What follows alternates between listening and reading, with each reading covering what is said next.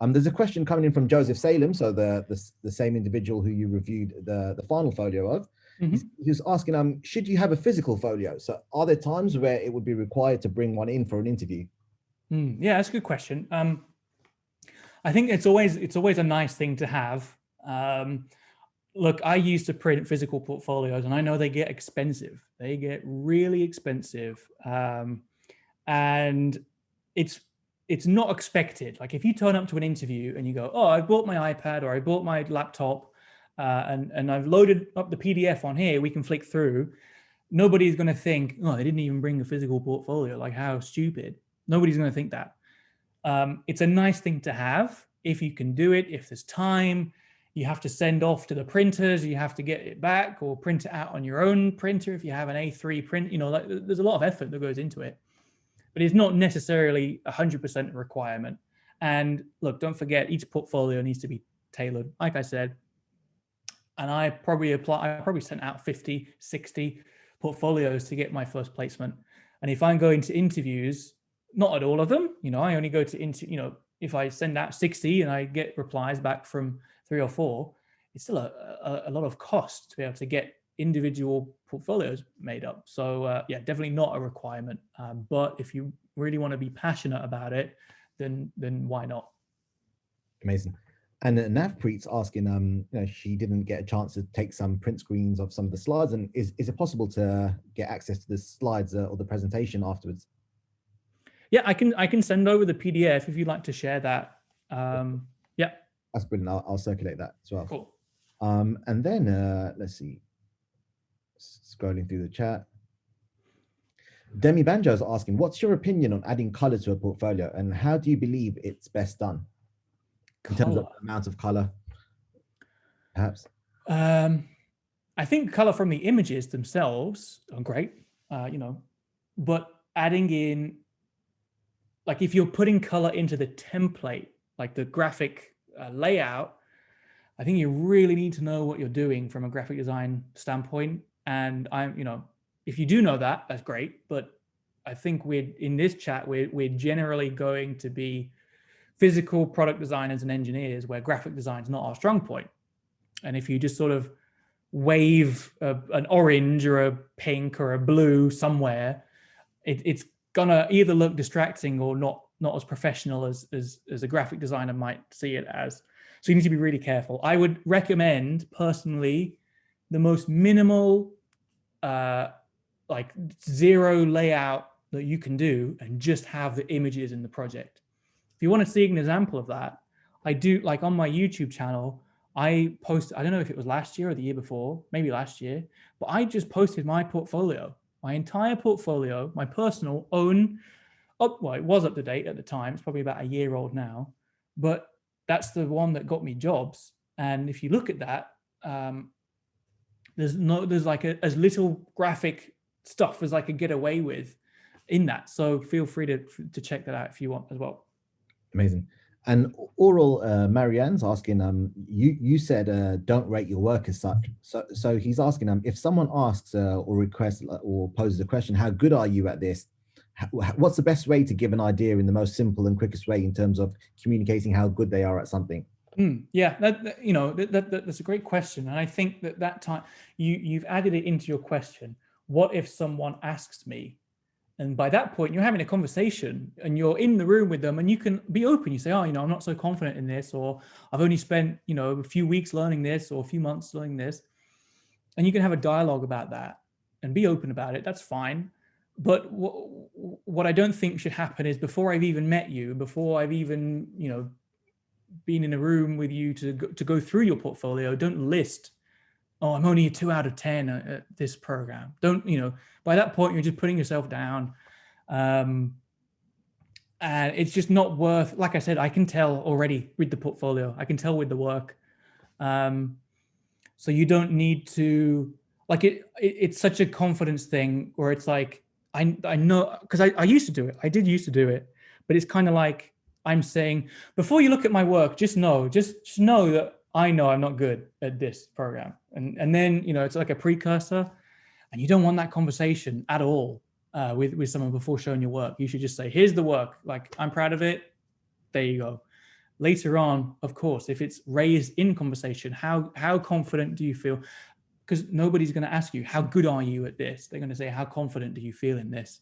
And then you can just have a conversation, take it from there as a fluid thing instead of a one-sided thing like a CV is. Definitely. Thanks a lot for that. And I guess the opposite to that, right, is listing that you're, or stating that you're excellent or amazing at something, and then it doesn't quite align with your portfolio at the end as well. And then you're going through it and you're like, really? Like, where's the benchmark? How do you kind of provide that kind of grading system to yourself? Yeah, exactly. And Louis Giraud, the second portfolio that you reviewed, he said, "Hey Sam, thanks for the feedback on this folio. Do you have any tips in terms of looking for placements?" I mean, look, it's hard right now. It's hard. A lot of the placements, I'm sure, are going to be remote. Just look at everywhere. Apply. Like, don't think that you need to apply to one place and then that's going to be it. You know, you'll get the job. I applied to so many, either through jobs boards like Lemonouche has a jobs board, Yanko Design has a jobs board, my university had one. Just scroll through them and look through, see where's finding where's hiring an intern, and don't feel put down when you get either a rejection or get ignored. That's part of the process. It's not about you, it's about the company. Maybe your skill set didn't quite fit, but that's not to say your skills aren't good. Just carry on. Just do as many as you can. Scour as many jobs boards as you can, and just keep at it. Amazing. And now Brady Hanson, feel free to unmute yourself and go live if you want. Cheers, Simon. Thanks. Thanks for the talk, Sam. Really appreciate it. Let me check my notes. I have a question. You said early on that the order in which you reveal information is a key skill to master. So my question for you is, how do you master it? How do you know when to reveal what? Yeah. Wow. I'm still figuring that out myself. Right. I think it comes with practice, and don't be afraid to practice on your friends, practice on family members, walk them through the portfolio and just let them know, like, because what you want to do is show as little information as possible whilst getting the story across.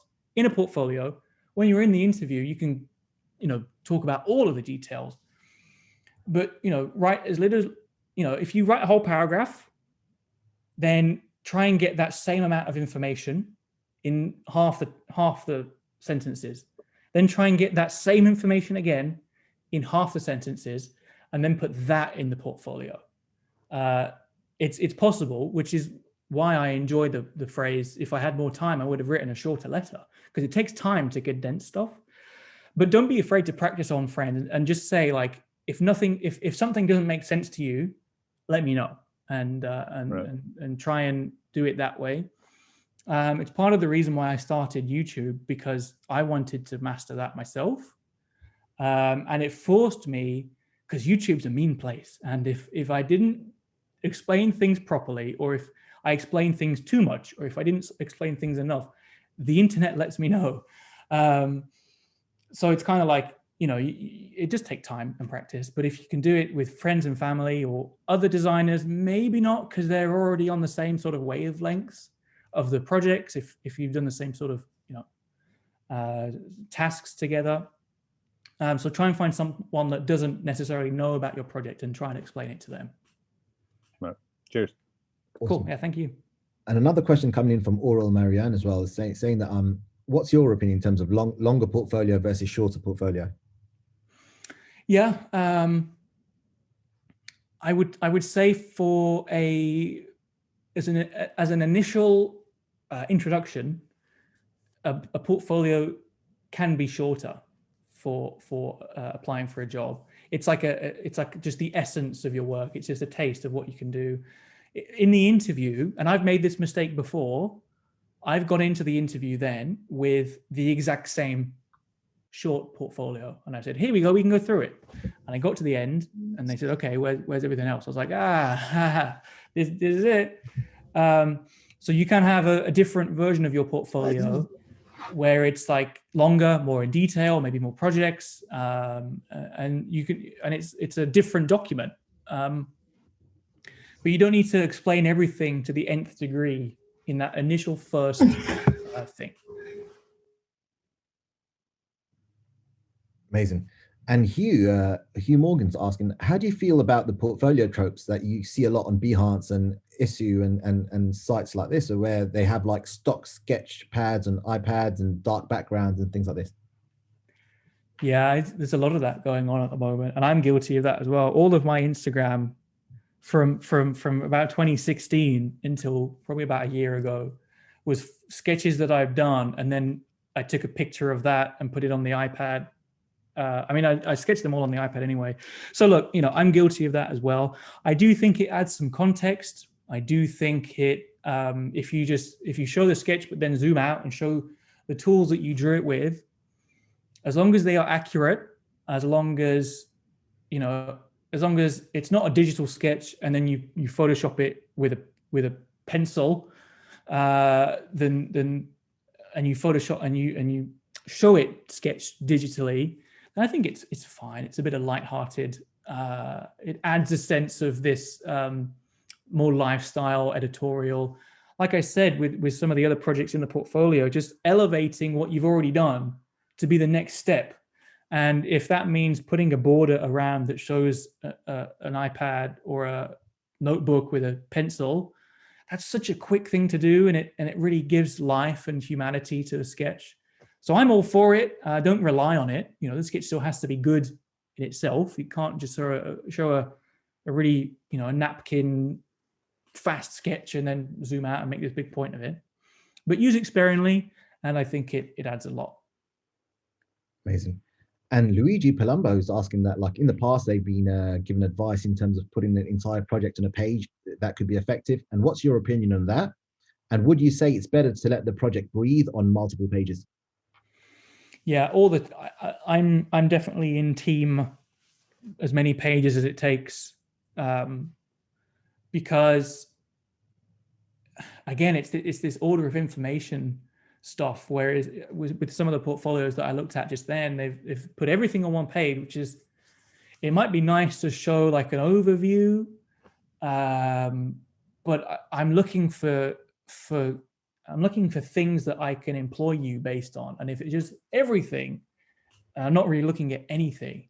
So I would prefer to just have, talk me through it like I'm 5 years old. Talk me through the project and just walk me through it so I understand it.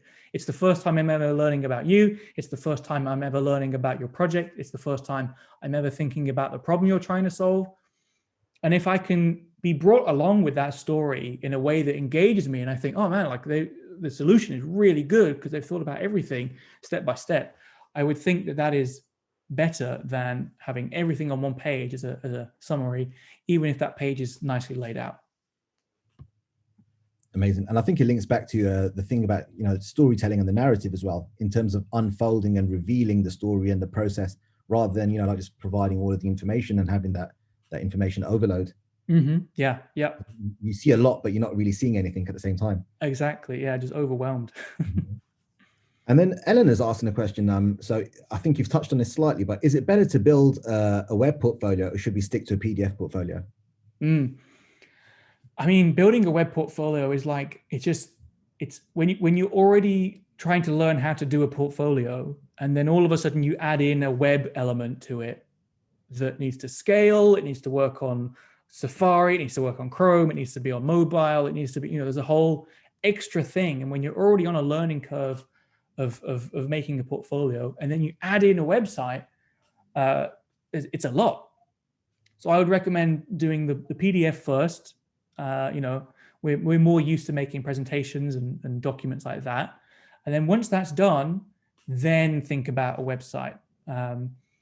There's all pros and cons, whether you should host your own website with something like Squarespace. That's expensive. Something like Behance is like, here's all my work, but all of your competitors are one click away, because Behance says, if you like this project, look at this one. And it's like, it's a completely different person. So your competitors are closer. There are pros and cons. So choose the one that's right for you, and make sure that PDF is nailed first. Amazing. And Tom Millward, feel free to unmute yourself and go live. Hi, Sam. Thanks for the talk. I was wondering, as a final year student who's currently doing his FMP but is not quite finished, how would you showcase that or hint at it in a portfolio if you're currently looking to be employed? So you're finishing your final project, is that? Yes, it's Okay. in the current stages, but it's not quite finished, so it's not portfolio worthy yet. I see. Yeah. I mean, yeah. I guess if you can have any, it is difficult, and I know, and I know it's difficult to show like final things, even when they are done in this day and age, because of like everything. If you can still show something that makes me understand it at a fundamental level, like if it's like you look at some Nendo design, Nendo stuff, and it's just a simple line sketch, and you just look at it and you go, oh yeah, this chair was inspired by shadows or whatever. Like you just get it 100%, and it's distilled into its most perfect, purest form, which takes a lot of time in itself. I know that. And you can explain, we're not expecting everyone to have, here's the mass-produced final thing, and I've sold 10 million units. We understand that students are going through the process and you haven't maybe quite finished it yet.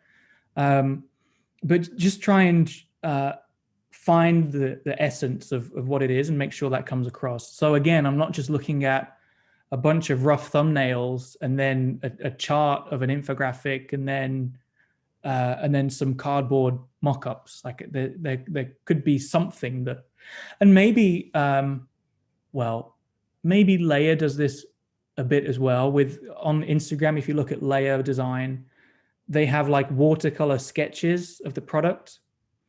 And look, the person doing these watercolor sketches is an absolute master, and I would never be able to do that. So being able to, but it's just showing the project without showing a photo of the thing, like if it's an illustration or whatever, maybe you can think of an easy way to show that.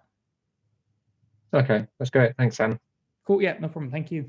Amazing. And the student whose portfolio you reviewed first, Harry Miller Adams, he asked a question with regards to an interview next week. So he says, "Hi Sam, thanks a lot for the portfolio feedback. He has an interview for an internship next week. So what's your best interview advice?" Just have fun. You need to go in there with questions of your own. The way that I look at interviews is like, because I might get nervous if I didn't think this way, but I'm interviewing this company to decide if I want to work there. That's such a bold thing to think, but just that mindset is so empowering and just takes away a lot of the pressure. Like they need to impress me so that I know that I want to work there. So go in with your own questions. Some questions about what you might want to ask. What is the team structure like? What is a day-to-day? What is the day? What's the schedule like of day-to-day? I don't know what type of company, or like, do you outsource your models, or do you have a model making facility? Do you how large are the teams that I'm working with? How long will I work on a project before I get moved to something else? Like, you really need to ask these questions, because they will ask you, "Oh, have you got any questions for us?" And if you say nope, that's a big red flag. So go in there intrigued and confident, and just it's a chat about design. We all love design and we all love chatting about it. So just have fun with it, and make sure you can ask those questions as well. Amazing. And in terms of the design process, right? When you're prototyping and you're testing, you're validating, refining, optimizing, there's a lot of exploration that goes. And in terms of the documentation of that, many students record videos and capture parts of the process with videos and different kind of mediums. Adam Painting's asking a question along these lines. So if he produces video journals of the process, how can you ensure that potential employers view them alongside viewing the portfolio as well? I don't think you can. That's the tricky part. I would always see these videos as like extra additional information. I would never rely on those videos to give something. So maybe you get some screenshots from those videos and you put them in to the PDF or into the portfolio as images, and you say, look, if you want to see the full process, you can go and check out the videos and have the link or whatever, and then leave it up to the person to decide. But you've already got the key information in the portfolio itself. Something that's going to help with that along the way is a more high resolution camera, because you can pull still images from it. Phones can do it these days. Phones can do it really well. But just make sure that whenever you film stuff, it's not 2 a.m. in your bedroom and you haven't done your laundry and there's a pile of laundry in the corner. I've been a student. I've been there. Try and like stage it, or not stage it, but try and make the things look as good as possible so you can get an image from it, and that image looks good on its own. It doesn't need to be in motion to explain what it's doing. And I think it's a nice thing to have on top of that. But I don't think relying on that for a designer to sit through it and watch it would happen, because like I said, 30 or 40 portfolios I need to get through in a session, and I just won't have the time. But if you can get the core details in the portfolio, then we can chat about the videos and watch it in the interview afterwards. So that would be my advice for that. Amazing. And I guess the final question from Lizzie Whittle, she's talking about sketching and drawing. So what's your opinion in terms of the digital versus tangible paper sketching? So is there a preference for the portfolios? I think the portfolio that's online on my YouTube channel, I think most of the sketches on there would have been digital, but more recently I've gone back to pen and paper for speed. It is just fast. No matter how much I was trying to kid myself before that, I'm just as fast at digital sketching as physical. You just get caught up in details. With digital, you get caught up in details. You get caught up and you just start to undo things because you don't like them.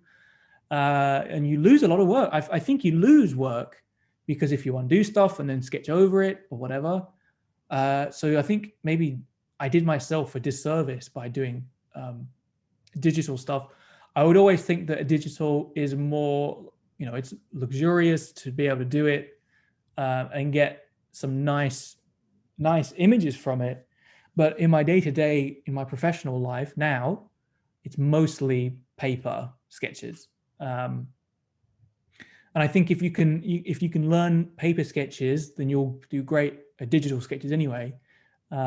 So I'd recommend trying to show that as much as possible as well. Maybe a mix, like I said, maybe it's a progression. You start off with paper, you move to digital, so you get some card models coming in.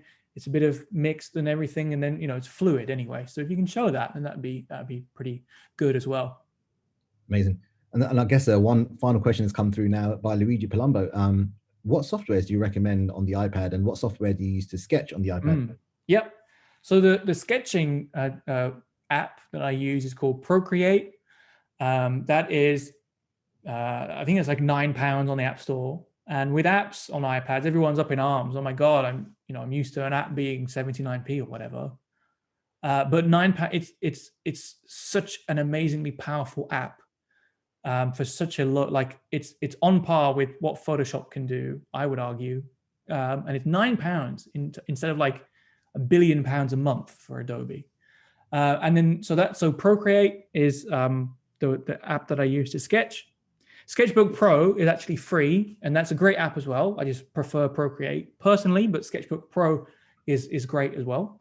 And then for modeling, I use an app called Shaper 3D. And I can get some push-pull, really rudimentary models, but I can get that done on the iPad if I'm just thinking of stuff really quick instead of booting up the computer and doing it the slow way in SolidWorks or something like that. So yeah, Procreate, Sketchbook Pro, and Shaper 3D. Amazing. Thanks a lot, guys. And just to conclude, details of the talk and Sam were sent to all of your emails ahead of the talk, including links to Sam's YouTube and Instagram as well, alongside Sam's website, samdoes.design as well. So definitely feel free to browse and connect. And to conclude, thank you, Sam, for taking out your time and joining us tonight. It was very informative, useful, and inspiring as always in terms of, and thanks for running this workshop and overview and portfolios. Really appreciated.